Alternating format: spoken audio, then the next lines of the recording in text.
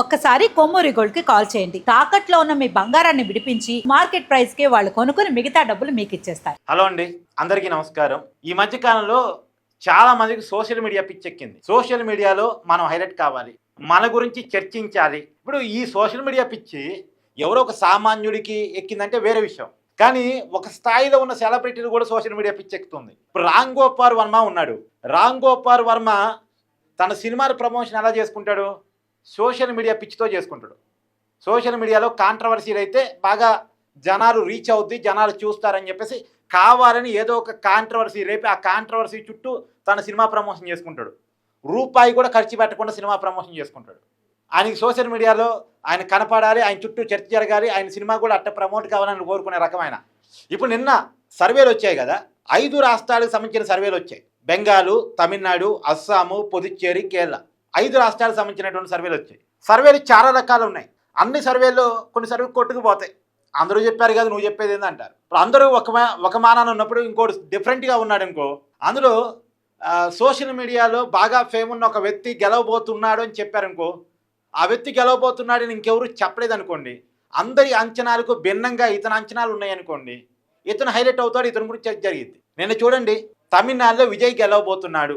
అన్ని సర్వేలేమో విజయ్కి 10 వస్తాయా, 20 వస్తాయా, 15 వస్తాయా, లేదా 10 కన్నా తక్కువ సీట్లు వస్తాయా. తమిళనాడులో మొత్తం 234 స్థానాలు ఉన్నాయి. ఈ 234 స్థానాల్లో మెజారిటీ సర్వేలు డిఎంకే గెలుస్తాయి అని చెప్పాయి. కొన్ని సర్వేలు మాత్రం అన్నాడీఎంకే, చాలా తక్కువ సర్వేలు మాత్రం అన్నాడీఎంకే గెలుస్తాయని చెప్పాయి. కొన్ని సర్వేలు మాత్రం హంగు రావచ్చు అని చెప్పాయి. కొన్ని సర్వేలు మాత్రం హంగు రావచ్చు అని చెప్పాయి. హంగు వచ్చినప్పుడు విజయ్ కింగ్ మేకర్ కావచ్చు అని చెప్పాయి. హంగు వస్తే విజయ్ కింగ్ మేకర్ అవుతాడు, అన్నాడీఎంకేతో కలిసి గవర్నమెంట్ ఫామ్ చేయొచ్చేమో అని కొన్ని అంచనాలు ఇచ్చాయి. ఎవరికి? Magic figure 118. ఇక్కడ సగం రావాలిగా, సగానికంటే ఒకటి ఎక్కువ. 118 మ్యాజిక్ ఫిగర్కి ఎవరు చేరుకోకపోతే విజయ్ కింగ్ మేకర్ అవుతాడు. విజయ్ 20 సీట్లు, 25 సీట్లు, 30 సీట్లు గెలిస్తే కింగ్ మేకర్ కావచ్చు అని కొన్ని సర్వేలు చెప్పాయి. కానీ ఒకే ఒక్క survey axis my India survey, అతను అసలు విజయే గెలవబోతున్నాడు ఏదో 93 to 119 అనుకుంటా కదా ఇచ్చింది. సారీ, సబ్జెక్ట్ కరప్షన్, సీట్ల సంఖ్యలో మాత్రం విజయే గెలవబోతున్నాడు. విజయ్ అధికారానికి దగ్గరగా రాబోతున్నాడు, లేదా అధికారాన్ని సంపాదించబోతున్నాడు. విజయ్ తమిళనాడు ముఖ్యమంత్రి కాబోతున్నాడు అని వాళ్ళ అంచనాని యాక్సిస్ మై ఇండియా వాళ్ళు ఇచ్చారు. యాక్సిస్ మై ఇండియా గురించి చెప్పుకోవాలంటే, పోయినసారి ఒక నేషనల్ ఛానల్లో యాక్సిస్ మై ఇండియా ప్రతినిధి ఏడ్చాడు. కారణం ఏంటంటే తన సర్వే తప్పింది, తన అంచనా తప్పింది అని చెప్పేసి ఏకంగా లైవ్లో ఏడ్చాడు. అది అప్పట్లో బాగా వైరల్ అయింది ఆ వీడియో. ఈసారి కూడా వైరల్ కావడానికి రెడీగా ఉన్నట్టున్నాడు. ఇప్పుడు విజయ్ గెలవాలని కోరుకుంటాం తప్పు కాదు. సోషల్ మీడియాలో మొత్తం విజయ్ ట్రెండ్ నడుస్తుంది. సోషల్ మీడియాలో అయితే మొత్తం విజయ్ ట్రెండ్ నడుస్తుంది. జన్ జెడ్ గ్రూప్ బాగా కనెక్ట్ అయ్యారు, విజయ్కి బాగా కనెక్ట్ అయ్యారు. విజయ్ గెలవాలని సోషల్ మీడియాలో విపరీతంగా కోరుకుంటున్నారు.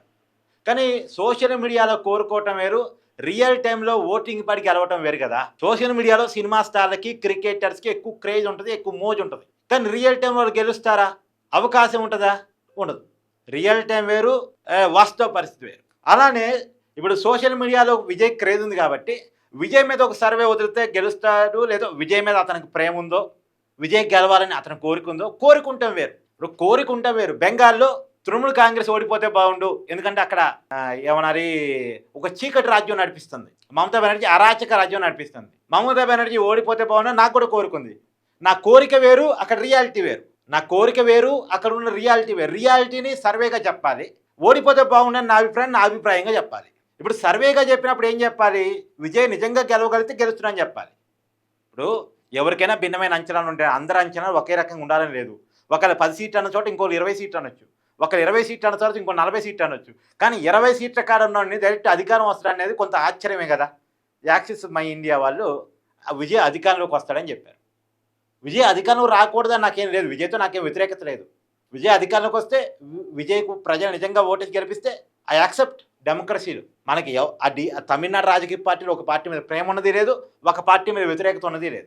కానీ నిజానికి విజయ్ అధికారంలోకి వచ్చే పరిస్థితి లేదా? మరి విజయ్ రాకూడదని నేను కోరుకుంటున్నా, కానీ వచ్చే పరిస్థితి లేదు. కానీ విజయే గెలవబోతున్నాడు, విజయ్కే వన్ సైడ్గా అధికారం రాబోతుంది. కింగ్ మేకరే అధికారం రావటం కాదు, ఏదో హంగ్ వస్తే అన్నాడింపుతో పొత్తు పెట్టుకొని అధికారం రావటం కాదు.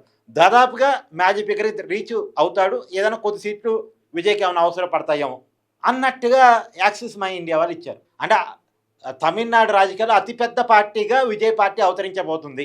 డిఎంకే కంటే ఎక్కువ సీట్లు, అన్నా డిఎంకే కంటే ఎక్కువ సీట్లు విజయ్ పార్టీ సంపాదించబోతుంది అని యాక్సిస్ మై ఇండియా వాళ్ళు సర్వే ఇచ్చారు. అది నిజంగా బాగా వైరల్ అవుతుంది సోషల్ మీడియాలో. నిజంగా ఇది వైరల్ కావడం కోసం చెప్పారా, నిజంగానే వాళ్ళ అంచనాలు అట్టు వచ్చాయి నాకు తెలియదు. కానీ మరి వాళ్ళు ఏం ప్రామాణికం తీసుకున్నారు అని తెలీదు. చాలా ఇతరుల కంటే భిన్నంగా మాత్రం వాళ్ళు సర్వే ఇచ్చారు. విజయ్ అధికారంలోకి రాబోతున్నాడని ఇచ్చారు. కానీ రియాలిటీలో విజయ్ సీట్లు ఏమైనా కొద్దిగా బెటర్ సీట్ ఏమైనా సంపాదించుకుంటాడు. బెటర్ సీట్ అంటే 20 నుంచి 30 లోపు, అంతే తప్ప విజయ్ అధికారంలోకి వచ్చే పరిస్థితి రియాలిటీలో లేదు, గ్రౌండ్లో లేదు. బట్ వాళ్ళ అంచనా అయితే అది. బట్ ఎవరి అంచనా ఏదైనా సరే మే 4వ తారీఖు ప్రజలు ఇచ్చేటువంటి తీర్పే ఫైనల్గా డెమోక్రసీలో. చూద్దాం మే 4 దాకా. కానీ మే 4 లోపు అయితే సోషల్ మీడియాలో విజయ్ ఫ్యాన్స్ కావచ్చు, సోషల్ మీడియాలో విజయ్ గెలవాలనుకునే వాళ్ళు కావచ్చు, యాక్సిస్ మై ఇండియా సర్వేని వైరల్ చేస్తారు. నిన్న నేషనల్ ఛానల్ నుంచి లోకల్ సర్వేల వరకు చాలా సర్వేలు వచ్చాయి. కానీ ఇప్పుడు సోషల్ మీడియాలో పెద్ద వైరల్గా ఉన్న సర్వే మాత్రం యాక్సిస్ మై ఇండియా.